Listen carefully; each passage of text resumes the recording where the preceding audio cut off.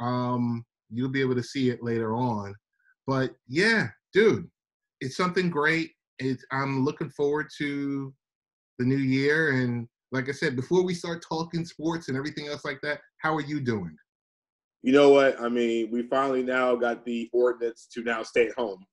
Uh, About our time. governor, our governor finally put it into place. I think it starts tomorrow or midnight Thursday, midnight Friday. But it's just the process of readjusting. I've been home, working from home, by the grace of God for the last few days, by the last 2 weeks now. Okay. So my job was able to my day job was allowing me to come home and work at home. So it's just being at home every day. It's a little different, but I'm blessed to have a job. Can't complain. Definitely. So Ron DeSantis, like these people are national figures, and you never know, they might even be global figures. Because I say the name Andrew Cuomo, everyone in the world knows who's this guy, knows who he is, and I'm like, yeah, that's Mario's son, that's Chris's brother, Yep. because this is New York. But Ron DeSantis, what? So was he waiting for Donald to do something, or? Couldn't even tell you. Like we're trying to figure it out. I mean, last weekend the beaches were open. People were at the beaches. You have people. If you fly into Florida from anywhere that's like up north or from Louisiana, you're getting quarantined automatically. So it's like I have no idea what my state's doing right now. I really don't. It's like at one point it was county by county making decisions on what they want to do. Now it's a statewide ordinance. So hopefully that with the ordinance being in place, we're at the point now where people are starting to take this more seriously, and we can get this done as fast as possible so we can get back to normalcy as fast as possible, if there is such a thing as that. Yeah, there definitely is such a thing as that. So your family is good. My family is good up here. Yeah. I got the notification that my intended trip to Orlando, Florida was canceled. That's not anything that I didn't expect, but I was looking forward to watching you and I driving on I-4 and go to Tampa to St. Pete to go see a Devil Rays game that was maybe 2/3 populated. But I mean, stopping by, maybe dropping by, picking up a third party of ours, a good friend Hezzy McCaleb, if we find him somewhere. And yes, sir. If not, we just go downtown like we did the last time, have a couple of drinks and some food, and just catch up. Dude, that was great. I got to tell you, I had a great time. We were just sitting there talking about old times, and just going from basically bar hopping. I was like, and you have no idea how you saved me that day, because I was in wall-to-wall trainings, and when you text me like, yo, I'm outside, and Yo, we was like, yo, let's go do something. I was like, because we was going to catch the Magic game at night. Right. And the funny thing was there was a blowout. The Magic would get the doors blown off them anyway. So I don't know if that was the best idea in the first place. I think they lost like 30 that night because downtown was completely empty. But it's great. Yeah, I mean, parking downtown, just eating out, What was the first place we went to? We went to Harry Buffalo's. Okay. Because that was by the arena. Yes, it was right by the arena. And then we went to another place, and then I think we might have went to 3 places, and then just walking downtown, and it was just refreshing for me to then come back to meeting hell once again for the remainder of the week. That's why we went to the cigar bar downtown. Yes. So that stuff was great. It was great getting catching up with Hez. So I hope to do that again. Hopefully when everything is back to normal, if that's ever going to happen. I mean, we're praying that, because there's a lot of people that are being lost out here. Yes. It's crazy to talk about the loss and all the different family members and friends and everyone that's affected by it. So our prayers go out to them. Of course. But dude, what's going on in the world of sports? I know there was a bunch of things we were going to talk about. I guess we can talk that Michael Jordan doc first. I mean, listen, they gave us the Jordan doc 2 months early. I love it. The only bad part I hate about it is, instead of giving it to us in 10 days like they intended on doing, They're giving it to us 2 episodes a week for 5 weeks. It's like the never-ending Netflix show that's never going to get to the end. Right.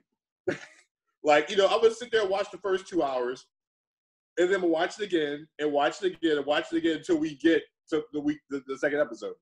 The Jordan document is something I've been waiting on for the longest. I can't wait to see it. And the simple fact that they got all the parties involved in it, including Jordan.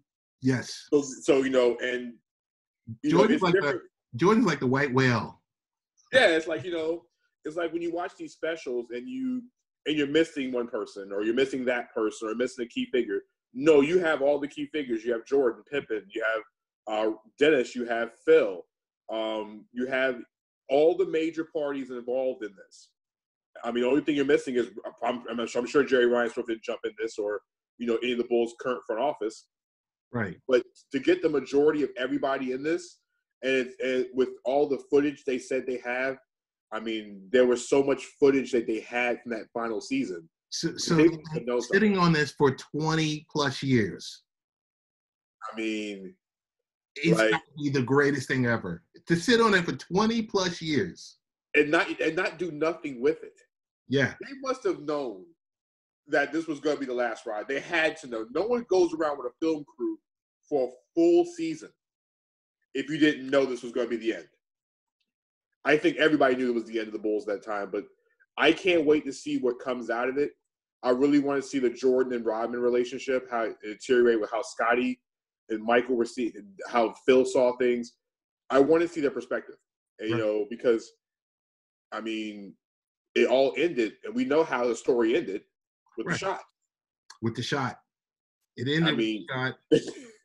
It gets no better. You have Pippen, who was ready to ride off to go be that big gun, which he did with, I believe, with the Rockets, or did he go to the Houston first or Portland first? That was Portland, because remember, he went to Houston during the years.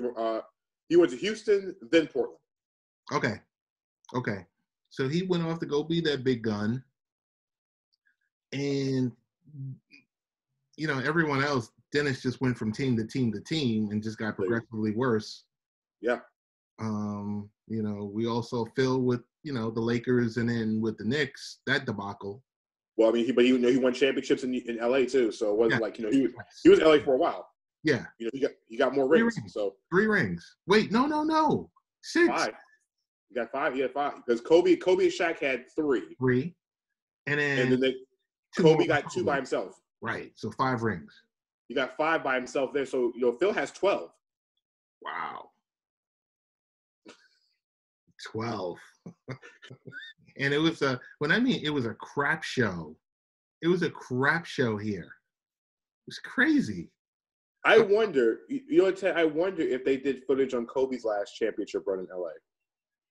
I'm sure they did, because there's always a film crew or someone running around or whatever. I would be just as excited. I'm not the biggest Kobe bro. I'm not. Kobe was like my guy, but Kobe was not one of my favorites. I would say like that. But I would literally sit down for a mini series about the Lakers with Kobe. If it's not Kobe and Shaq, I would love to see how Kobe dealt with the last championship run, just to be able to be behind the scenes, because a lot of people don't know how dedicated this man was to basketball. Like, we hear the stories, you hear players talking about it, but there's nothing like actually physically seeing it for yourself and wondering and seeing why Kobe was the way he was and what made him great. I would love to see that. I'm sure at some point, which is going to be sooner than later, the Kobe footage is going to be put together for his own docuseries. It has to be. And it'd be great. It'd be great to have him for the Hall away. of Fame. It'd be great to have him for the Hall of Fame induction. You think that soon? Listen, I mean, otherwise you wait a few years, let it die down a bit, and like you said, then bring it back up again. Yeah, like I could see cutting a short movie for him for the Hall of Fame induction. Who do you want to see induct Kobe? Shaq. Shaq? I mean, yeah. And not MJ? Well, I think MJ did the speech at the funeral. Okay. And like you said, Jordan's the white whale. Yes. You know, and the thing is, I don't know if Shaq could do. I know Shaq would probably want it. Shaq would be, you know, would do it. I don't know if his heart can take it again. Right. After, you know, we saw him throughout the whole process. Like, right. It destroyed him. Yes. But I don't know who could do it better. Maybe Phil Jackson, maybe. But I think Shaq will be the right one to do it. Okay. I mean, because Shaq, if Kobe didn't have a rival like that, people trying to say LeBron, but LeBron's still actively playing. Right. You know, and you know, in order to be inducted in the Hall of Fame, it's got to be somebody who's already in the Hall. So I think Shaq would be the right guy to do it, if it's not Phil. I think a question I had for you previously was, with the lack of sports, and we're talking strictly sports shows, who's your number one sports analyst, you know, host, whether you could say studio or you could say, because a lot of these studio shows are simulcast over the radio, but who's your favorite guy who's like, you know, like a Levitard or someone who has like a daily show? If I've got to pick anybody, I mean, Levitard's show is great to listen to because it's a little different. He does more than just sports. He does some kind of pop culture. You know, Stu God's Poppy. I enjoy listening to that. I used to say Stephen A. Smith show, and the only reason I didn't say it because I see him everywhere else. So overload.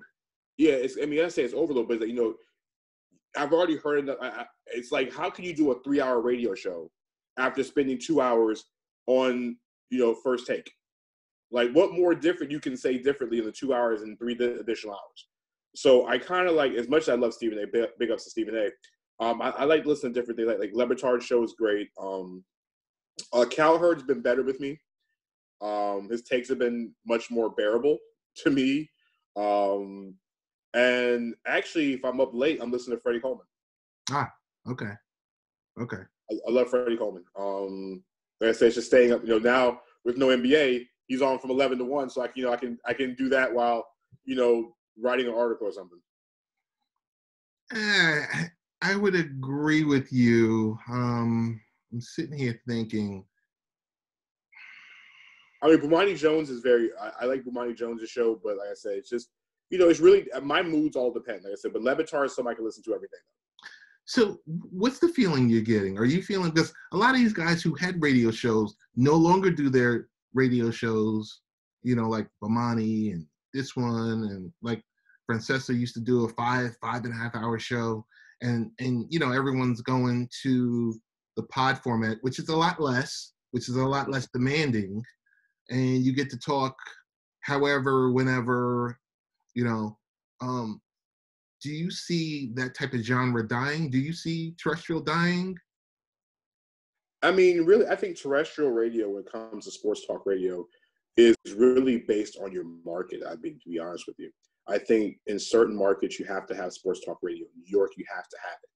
Like, there's too many teams in that metropolitan area for you not to have terrestrial sports radio every single day. Like, New York couldn't survive with just nationally syndicated shows. It doesn't work that way. Right.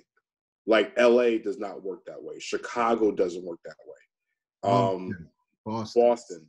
It really depends on your market. Now, if you're in the middle of Nebraska, for example, then, you know, maybe one local show is all you need, because there's only so much Nebraska football you can talk about, you know, or Kansas or Kansas City. You know, if you've got multiple sports teams, professional teams, I think, and I would say multiple teams in the Big Five. You know, Ted, we used to say the Big Four. Now I think MLS makes the Big Five. Right. Because you have 30 soon to be 30 plus MLS teams. And they all play in big stadiums for the most part. And I think MLS is almost passing the NHL on the popularity scale, especially in the United States. In the United States, yes. You know, the world, no. The world thinks that MLS is a second-rate league. It's a retirement league. Right. It's, I can't cut it here, let me go become great in America. Right. It's getting there. We still have a long way to go. And to be honest with you, MLS will never be as good as the world until we get owners that treat MLS, as far as salaries go, like they do across the world. Okay. Like, you know, you're going to be cutting these. You're going to be cutting NFL and NBA salaries to MLS players. That's what you're going to have to cut to get the best of the best over here. Because, yeah, in America, if you can make it in America, you can make it anywhere. True. The thing is, if you're making $10 million a year in America playing soccer, I guarantee you a lot of those guys overseas will be coming over this way. What do you think? I want to shift gears a little bit because we got two African-American quarterbacks. One is an ex-MVP from 2015, and you know where this question is coming. And then we have another quarterback who threw for 5,000 yards last year. You got Cam Newton, you got Jameis Winston, and it seems like they're on a scrap heap. I think it's two separate situations. I think with Cam Newton's situation, it's a little different because Cam is coming off a foot injury. He's coming off a shoulder injury over the last 2 years. The issue with Cam Newton is that not is he going to be healthy. The question is, can he pass a physical? Now his exit with Carolina, he passed a physical on his way out the door. We're saying he's healthy. But remember, Drew Brees did the same thing when he left San Diego.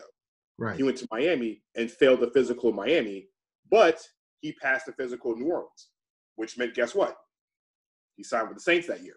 Right. So with teams not being able to have their doctors at this point because of the pandemic in the country, I can't see myself or a team putting money into Cam Newton knowing that I don't know if he's going to be completely healthy or is he damaged goods. We could watch all the workout films possible. He looks great on a treadmill. He looks good throwing a football. But you can look good doing a lot of things, but if your body doesn't seem fit, it doesn't make sense. Now, Jameis Winston's a little different story. He's coming off a year where he threw 5,000 yards and 33 touchdowns. But he had 30 interceptions and 12 fumbles last year. He was a turnover-prone guy who gave the ball away a lot. If you look at his stats over his career, he's thrown 60% of his passes where his team is losing. He's thrown more interceptions since he's been in the league than any other quarterback in the league. No one's thrown more interceptions than Jameis Winston. And, yeah, he had 30 picks last year, which is the third highest since 1980. The third highest number of interceptions since 1980, and I think one of I want to say 12 or 13 guys to throw 30 or more in a season. Vinny Testaverde did it, I think, in 85, and I can't remember the Jets quarterback who did it in 80. And Vinny threw 35 as a rookie. 80 was Richard Todd. Richard Todd. He threw 30 interceptions for the Jets, 31 interceptions, I think, for the Jets in 80. And then you had, like I said, Vinny threw 35, but he threw 35 as a rookie. Right. Jameis threw 30 as he's 5 years into the league? Yeah. A well-established fifth-year player. On top of that, he's 20-42 as a starting quarterback in the NFL. He's only had one winning season, and that was 9-7. You can't have those type of numbers. I think last season he threw 7 pick sixes last year. He threw 4 or 5 interceptions on the Buccaneers' first series of the game. So you're already starting a team in a hole by throwing interceptions in the first series of the game. You're throwing 7 pick sixes. Only one quarterback's thrown more pick sixes since he's been in the league, and that's Phillip Rivers, during the same amount of time. The only difference is Phillip Rivers has won playoff games. He's 4-4 as a playoff guy. Most of Phillip Rivers' loss in the playoffs have either been to Hall of Fame quarterbacks. Tom Brady, I think Peyton Manning was the other one. So Jameis will be a backup, I think. And I've been saying that the Pittsburgh Steelers seem like he's the right place for Pittsburgh. I think Pittsburgh's a great place for him, only because Ben Roethlisberger is 37 years old. He's at the end. Coming off a year where he hurt himself but did not get the surgery. He took the whole year to basically recover without surgery because they knew it was going to take a while. He's 37 years old. Do you want to have that type of elbow surgery or arm surgery at that age? So he's one hit away, or if he's having 100%, are you going to really stick with Mason Rudolph for a second straight year in a row? Nah. I mean, is Duck Hodges your guy? Nah, this gives Jameis Winston the opportunity to be that guy for 2021. I think Jameis Winston has every chance in Pittsburgh to be where Ryan Tannehill was for Tennessee last year. If Roethlisberger goes down, because everybody says Jameis. You're thinking this season. 2019. I say 2020 because the playoffs were in 2020. So 2019's version of Ryan Tannehill out in Tennessee. Okay. Something goes wrong with Mariota. Tannehill comes in and saves the day. Same thing with Teddy Bridgewater last year in New Orleans. The only difference was Bridgewater was mid-season. Drew Brees came back. Teddy Bridgewater got paid. Let's just say Jameis has 5 or 6 good games where he's looking like he's going to be a starting quarterback. Everybody opens up paycheck books next summer. That's all it is. Otherwise, Pittsburgh has the quarterback of the future because he's, 25, 26 years old? Yes. I mean, and who better to be around than Mike Tomlin? True. That's true. This might be the opportunity to take less money and look at this thing from a longer perspective. Now, in Cam Newton's situation, it's a little different because, like I said, besides the injuries, Cam, because of his background, because of his pedigree, because Cam Newton does have a presence on him. He has an aura. He has a cockiness, a swagger. He can't be nobody's backup. Right. Like, it would take it would be. I could only imagine him being a backup. There's only one spot in the league for Cam Newton because San Diego's committed to Tyrod Taylor in drafting a quarterback at 6. Looks like Justin Herbert, Tua Tagovailoa, whoever quarterback's there at 6. Justin Love from Jordan Love from Utah State. Whoever the quarterback is at 6. New England's the only place for Cam Newton. Oh, really? What other place in the league is going to start right now? Well, I thought he would go head-to-head with Taylor. This is me personally, being the football novice that I am, that Tedesco would say, okay, let's gamble on him. Let's give him, an incentive-heavy contract and put him in there to compete against Taylor. That's fine, but are you going to sign Cam Newton on top of the fact you're going to draft a quarterback because Tyrod Taylor is not going to be a guy for the future? Right. Taylor's not your guy for the future. Cam is there for the competition, and you're drafting a quarterback because I think Cam is 30, right? Cam's 30, 31 years old. So like people act like he has all this mileage on. Yeah, he's got a lot of mileage because he was carrying the Panthers offense for years. The thing with, like I said, if you sign Cam Newton, which Los Angeles is a great place for him to play because number one, LA needs ticket sales anyway, and Cam Newton will put people in the seats. Let's not get this twisted. Cam Newton's still one of the most popular players in the league on top of being polarizing. But my thing is, Cam Newton does not want to be somebody's a fodder until the kids, whoever kid you draft is ready. Right. He's wherever he's going, he wants to be the quarterback going forward. If New England really wants to win, I know they're saying Jarrett Stidham is this, Jarrett Stidham is that. They signed Brian Hoyer to a $1 million deal. Let's be honest. If you're going to win and you want to win now, because Bill Belichick is not all for about rebuilding. It's about winning now, especially with Brady attempting to win now. You have to. And the only way you're going to win the division is getting Cam Newton. Otherwise, Ted, we might say for the first time in a long time, the New England Patriots might not win the AFC East if they don't go with Cam Newton. Because, Ted, the Buffalo Bills are coming. The Buffalo Bills are here. Yeah, like I said, and they're coming for that division title. Yes. Multiple.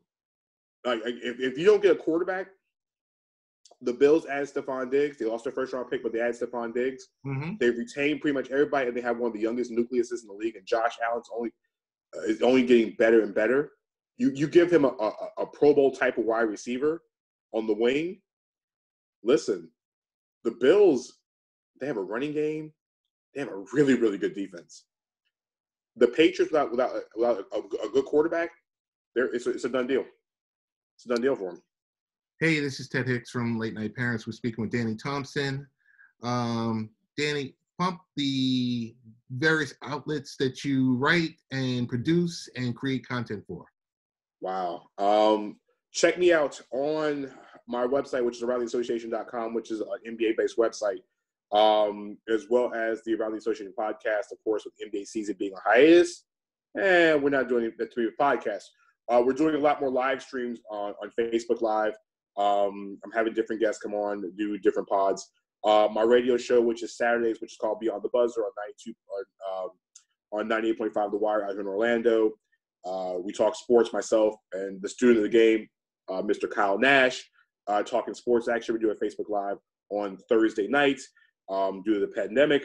And then also I do write NFL for the 3-point conversion. Big shout out to those guys, covering the Jacksonville Jaguars. So, I mean, and also covering the Orlando City Lions as well as many other things. So, I don't know. I'm not as busy as you, but, you know, I only can be one Ted Hicks. Dude, come on, stop. First of all, I'm totally dedicated to the website. I don't do a radio show anymore. I don't even get invited onto your radio show. Listen, I have told you for years. I have told you for years. All you gotta do is, you know, the number. Now let's not let Ted knows the number of the show. So it's not like Ted does. 407-369-8555 is the call-in number. He has it in his phone. So don't let Ted fool you on this one. So Late Night Parents is the website where you can find the latest blogs, wikis, podcasts. You can follow whatever's on Facebook and Twitter and everything else. And we have a YouTube stream on there with a best of clip. Tell me, before I get to the IPTV question, I have a question for you in regards to your interpretation or your opinion on this upcoming stimulus check that's going to hit, if you qualify, it's going to hit your direct deposit within the next 8 days. I want to know for you, Danny, did our lawmakers, and I talk about this endlessly, that you got to, presidential elections are important, but the downstate elections, the off-year elections are even more, because your local politicians are the one that you're putting in office that are writing laws and the things that are affecting you. My question to you is, did our lawmakers go enough to help the American people with, on the downside, a $1,200 stimulus check? And if you have, children under the age of 17, depending on the amount of children, it's additional $500 or more. So my question to you is that enough with all the chaos that's going around? The whole world is going to hell, and you're looking forward to, does a $1,200 check do it for the American people? I mean, here's the $1,200 check. So if you think about it like this, there's 4 weeks a month. That's $300 a week. If you're working a 40-hour week job, that's $7.50 an hour. That's what it breaks down to. Can you pay your bills with $1,200 a month in this economy? Most cases, no. I mean, the cost of living in every city has gone up. Like a lot, even like down here in Florida, rent is high. Yeah. So that $1,200 check, in most cases, is covering your rent for that month. You look at other countries, for example, our neighbors to the north, every person is getting $2,000 a month for the next 4 months. Right. We're getting $1,200 one time. One time. So when you get that check, you can't save it because you got to use it for bills. They put a cap on how many children you have in your household or how much an individual household can make. And I think it's like $3,000 per household. So it's like, what can you really do with $1,200? Especially if you have children. Okay, $1,500 if you have $1,700 one kid, or $2,200 if you have 2 kids. Most people spend way more than that on their bills per month. Right. Unless you own your house, your car, and you have no bills. So did they do the American people right? No. Because, and especially if we're potentially have to pay this all back through taxes over the next couple of years. Right. So, I mean, they could have cut a bigger check for this. And I understand they had to take money to help out the small businesses and the other businesses out there. Yeah, they gave more money for unemployment. Well, I think an additional $600 per person for unemployment. And they extended the length of that. That's great. But that $1,200 for people who are, you can't be. I think, Ted, if I'm correct, correct me on this. In order to collect unemployment, you have to be furloughed completely. Yes. Not reduce of hours. You have to completely be without a job. Totally furloughed. So for the people who got their hours cut, for example, let's just say, Ted, you're working 20 hours a week. Right. You're used to making 40 hours a week and you're making $10 an hour. Mm-hmm. That $1,200 check ain't gonna cover the missing money. It's not. No, it's not. I think another stimulus package has to come behind this. But the stimulus package that's coming behind has got to be more money than that, because here's the thing. If the country shut down to April 30th, at the earliest, mm-hmm. and that is the earliest, and that's if we can get this thing under control in 30 days, it's going to take at least another 3-4 weeks to get the country back in order. It's true. I mean, the country won't be back in order until, if we even get this in control by, I said, end of April, it won't be till Memorial Day before we're back to normal. Because you got to be cautious. You can't just say, okay, we're opening the country back up. Because what happened? You look at China. They delayed everything. There's something happened again. This thing is not going to be over in 30 days. This thing's going to take longer than this. So a $1,200 check is not going to do nothing, especially if that's the only check we're getting. The American public who qualifies is getting it. Because, I mean, $1,200 is not going to pay bills. This ain't 15, 20 years ago. It's true. It's true. So, because Ted, Ted, what was the stimulus package in 2008? Do you remember that? It was like $600-700. Yeah, it was about. And that money went quick. Oh, that was beyond quick. That was a paycheck. That was a paycheck for every person, probably. I remember it wasn't even that high. I think it was around $400, Danny. Because I remember the jokes in the jokes in the hood were like, "Hey, that's a pair of Air Jordans,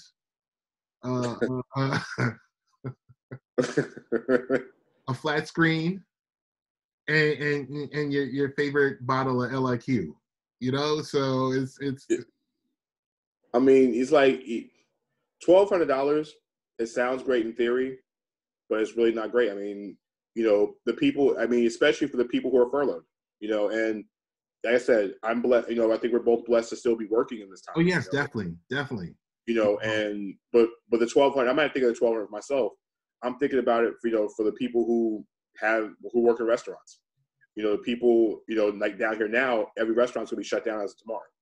The people who work at your local stores, your teachers, the people who have to have, they call it non-essential jobs, but that are essential to them, essential to their lives. Their lives and their families. That helps put the food on the table and keep the lights on, keep the internet going, and all the above. I don't mean to take a shot at all these individual companies that I'm sure are going to get a hell of a lot more than $1,200 in this stimulus package. But I got to tell you, I'm a little raw from getting all these emails in my inbox from creditors, and everyone's like, "We're with you, we love you," but we're still expecting our payments. The same thing with rental offices. I see people post photos and Facebook and social media messages saying, "Hey, my rental company just said, hey, we want to be able to support you. By the way, we're not only not waiving rent, we're also not waiving late fees. So please have your rent ready by the 3rd." Right. And it's like, but I just lost my job. Well, you got to let us know so we can get some kind of payment arrangement. And like I said, $1,200, even if you get that $1,200 check in the next 8 days, your rent's still late. You're right. Your rent's late. It wasn't until I did some research and we did an article on Late Night Parents for how the stimulus, how you can judge the amount of money that's coming in for you. And also, so it included the payment calculator. But the key thing to it was I was looking at the process, because I was laughing on TV when I saw Steve Mnuchin, the Treasury Secretary. He was like, "Oh, it's going to go directly into your bank account." So I had to read the fine print, because it's important. I know we don't have the time to read these different bills and laws and everything that are passed, but even if it's the Cliff Notes version, you got to read this stuff. And that's we're in a society now that looks forward to the 140 characters, 280 characters, and if it's not that, hey, I'm just looking at this right here, okay, I'm done. No, you got to sit there and you got to read the stuff. And that's when I said, oh, okay, if you filed your 2018, even if you haven't filed your 2019, you can still, there's a few steps that you have to perform for it to hit your bank account. So there's a whole bunch of tricks. I mean, it's supposed to be a website coming. Yes. So people can enter the information. So, like, if this check comes in 8 days, when is Americans supposed to find out about the direct deposit? Right. Because even people who did not get people who got their 19 taxes done, some of them didn't get a direct deposit. Some of them got the check in the mail. Some of them got put on like, for example, the H&R Block card or wherever they did the taxes from. Mm-hmm. They're waiting on those checks. Are people still getting their income tax checks with the country shut down? Like, there's so many gray areas for it to be potentially 8 days from now. I don't think we get these checks before Easter. I agree with you. And like I said, the first stimulus package sounded nice when it was supposed to be 2 checks, but when I heard it was $1,200 for 2 checks, I'm like, that doesn't. $600 ain't gonna do nothing. Right. $600 is not gonna pay 95% of Americans' rent. Nope. I mean, Ted, you live in New York. When you heard $1,200, most people are like, yeah, exactly. $1,200, if you live, let's say you have a 1-bedroom studio apartment in New York City or in the surrounding area, $1,200 is not probably paying half your rent. No, because that 1 bedroom is $3,000. And you're like, and that check is basically saying, hey, this is my half of the rent for the month. Right. I'm waiting on more money to come in. And here's half, and I owe you the rest. Try telling your landlord that. I mean, especially if you don't have a private landlord, if you don't have if you're dealing with a rental company or a rental office, right. You could be dealing with a service.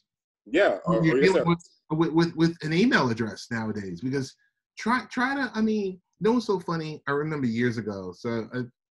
And you and I talk about this all the time. So I've dealt in technology the last 20 or so years, right? Roughly.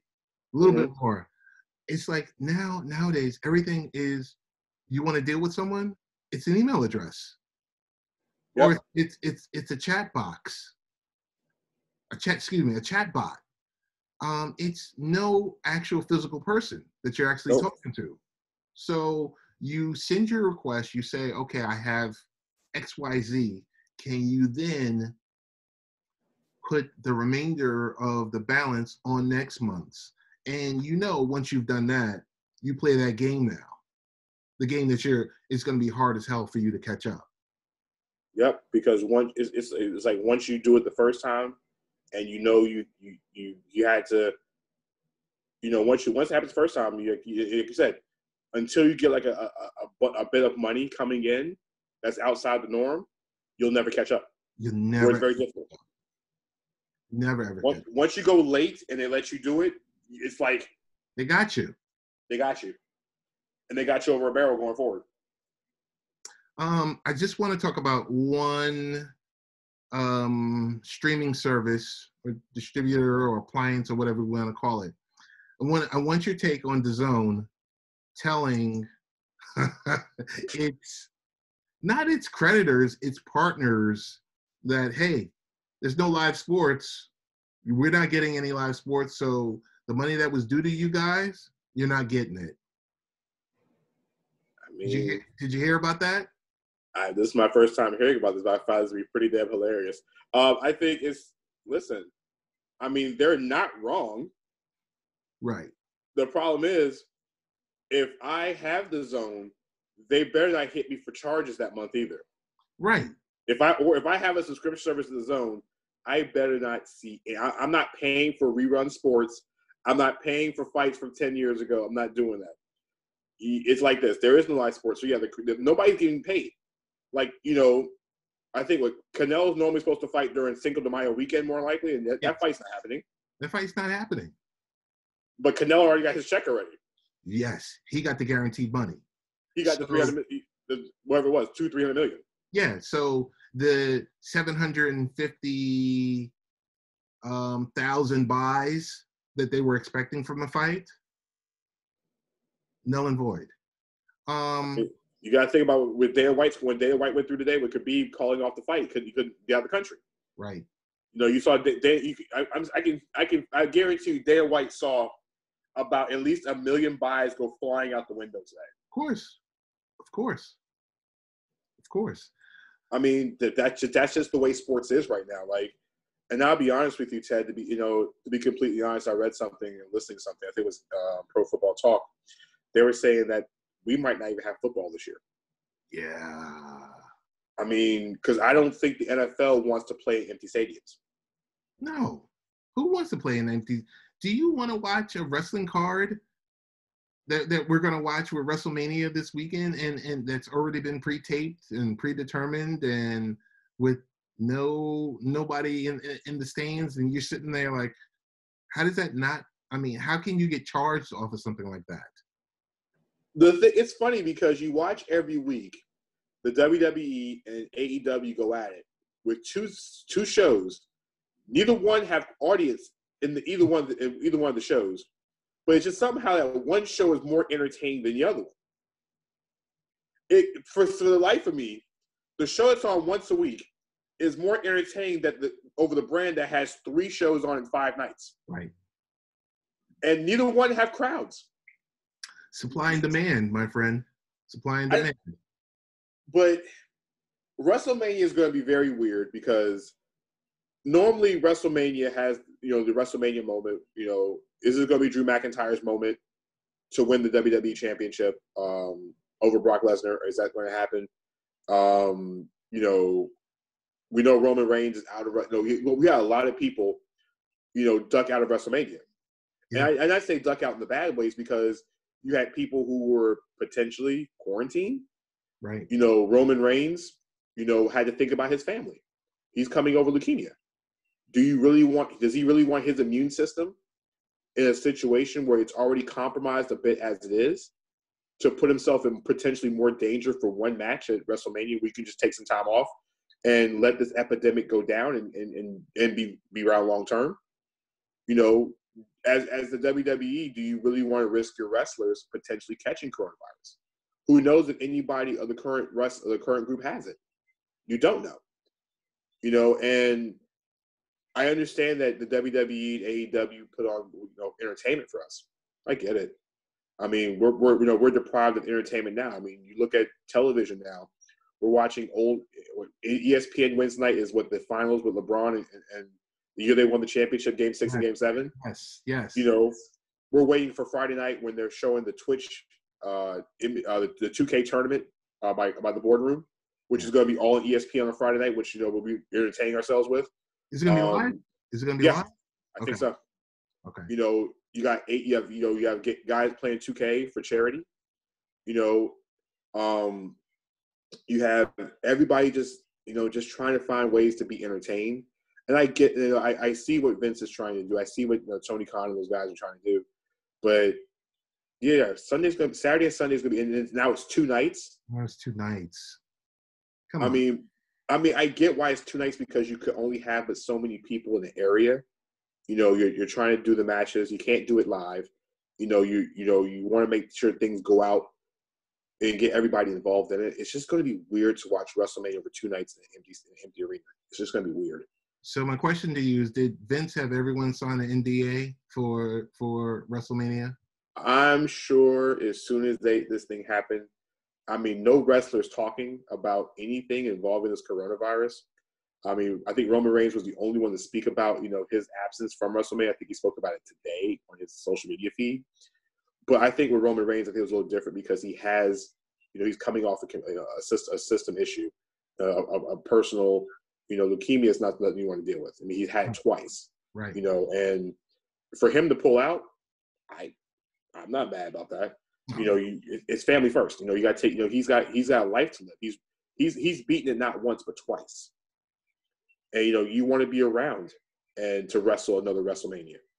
I think the best thing that Vince could have done, or even AEW done, was just completely shut this thing down. It's just not going to be, And then if WrestleMania has to be canceled, it's not because because they ran out of money. You have a national epidemic going on. Watching WrestleMania from a soundstage or wherever they decide to film this thing in Orlando is going to be way more interesting, and I don't mean a good way. I'm talking about a train wreck way. I'll be watching it because there's nothing else on TV to watch. What's your thoughts of? It's kind of like we watch Andrew Marchand's feed. His Twitter feed is great. Like I said, I love having him up here. I frequent the posts. Why? Because it's still free. It doesn't have the counter on it and say, oh, you are now locked out for the next month because you had your 10 free articles.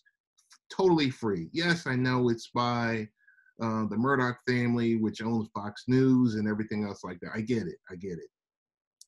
But I read his Twitter feed because not only does he like people, like he reminds me of Ronan Farrell, a Schefter, a Glazer, one of those type of people when he's talking about sports media.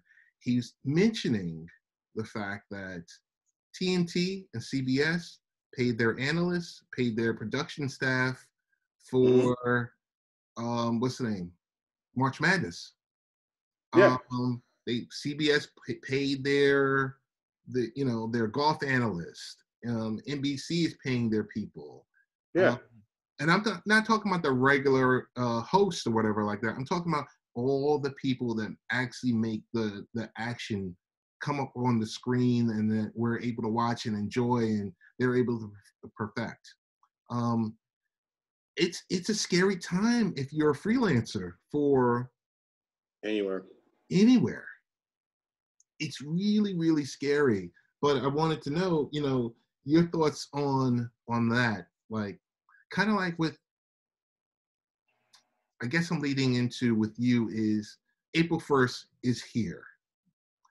NBA players were paid. What's going to happen on the 15th? Well, the thing is, we're not sure if the owners are going to trigger what they call a doomsday clause. And the doomsday clause is that means they can get some of their money back for players not for games not happening. They're trying to figure out a way where the owners don't trigger it and fully not pay the players, but the players have to get some of this money back. Owners aren't making it. We see that Adam Silver and some of the heavy hitters in the NBA, they're taking salary cuts. Right. So this is not just, just the players getting cut. You have people, in the organizations that are potentially not getting paid. You have, these teams set up foundations, not really teams. The players set up foundations. The owners just happen to jump on it later in most cases, right. In a lot of cases. But that money's going to run out soon. You drop $1 million, but when you have 300-400 employees and everybody makes different salaries, you're paying the workers, like, that's not going to last long. So the owners have to recoup some kind of money because guess what? If you're going to extend these people's money, then, you're going to have to pay them further. So I don't know if the NBA owners are going to trigger that doomsday clause. I just know that in good faith, if they trigger the doomsday clause, we could have some labor problems with the NBA. Because it's weird because only 20 players in the league right now have a clause in their contract which states they get 90% of their money if anything happens. And 90% of their money was paid before April 1st. And most of those guys are guys that are represented by Clutch Sports, Rock Nation. Kevin Durant is a part of this list. Otto Porter Jr. is it's literally 20 players. 9 of those guys are clutch sports athletes. But tell me who's the agent? Rich Paul. Rich Paul. He's changing the game one day at a time. You know, and the funny thing about it is that only 20 players out of 450 wow. have this clause in their contract. I guarantee you when we start going to contract negotiations going forward, most of these guys will start negotiating this in their contract because a lot of guys either get paid like school teachers, get paid throughout the season. Right. They get checks on the 1st and the 15th. Mm-hmm. They get paid once a month. But they don't have that clause in their contract says that 90% of their money is paid out before April 1st. I got to ask you, why does it seem like Rich Paul runs circles? Rich Paul and his team run circles around everyone else. I think Rich Paul is our generation's version of what David Falk was back in the 90s. Gotcha. I mean, and the only thing is that Rich Paul is still new in the game, but what Rich Paul is building is what David Falk had in the 90s. He is going to be the most powerful agent, if he's not the most powerful agent, but going to be in all sports. David Falk was. He only had a handful of clients. But he had the heaviest of hitters. You know, he had Jordan, he had Ewing. He didn't have to have 50 clients. He just had to have he had to have 10 of the most powerful 12. Yes. And when you have the ones that make the money and the ones that call more shots, it's like Scott Boras in baseball. Boras don't have a long line of clients. But when you have Bryce Harper, yes, and what Machado, when you have those big name people on your payroll, Rich Paul just has LeBron James. He has Anthony Davis, mm-hmm. Draymond Green, among others. Those guys have all $100 million contracts. Anthony Davis will probably sign for 175, 180 with the Lakers in the summer if he decides to sign in LA. LeBron has all his business ventures. He has young guys. He has older guys. Clutch Sports, it is not exactly like 50 people. It's like 12 or 13 players. It's exclusive. And that is the next phase. You know, and like I said, guys are going to start negotiating more contracts that you pay out more on April 1st. Because I don't remember a time in the history of the NBA, with the exception of a lockout, that we missed time because of anything. I don't think the league has ever missed time on anything but for labor. Right. So my final question for you, final topic is, tell me your take on the future, because we've been talking about it off camera, offline, future of IPTV and your venture that, I don't know if you want to talk about your venture, but tell me your take on IPTV and where you see it moving in the next 18 to 24 months. I think now cable's going to have to start lowering their prices because people are cutting cords.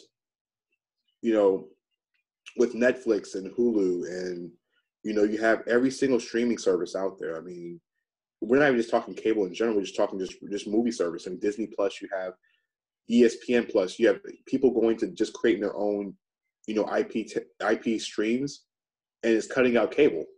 You know, and then you have IPTV services that offer you, you know, cable in a certain package for a certain amount of dollars per month. It's going to get to the point where either cable is going to have to start doing what taxi folks did with Uber. Because remember, the taxi companies were losing so much money with Uber and Lyft, you know, for so long, that they're going to have to place rules in place for IPTV, or IPTV is going to be regulated. I think more people are cutting these cords because, like you said, Ted, we have a $1,200 stimulus check coming for a lot of Americans. You know, the average cable bill, most people get suckered into the bundles. It's $150 a month. I would love to see what bundle you can find for $150 a month. What can you find? Yeah. Come down Florida. Oh, okay. Because I was going to say, most of your money is going into your broadband connection. From there, after your broadband connection, then it's going to your cable, your cable and your TV, and then you get the phone on top of that. Yeah. So I mean, Ted, you're looking at, you know, about $150 bill with about maybe 100, 125, 150 megs of internet. about 150 channels of cable, not counting your premium channels that most people have to have premium channels because depending on what network you are, you can either be an HBO person or Showtime person. Live television. People understand live television when you go off camera. That's nobody looking. That's nobody saying to you. That's see exactly.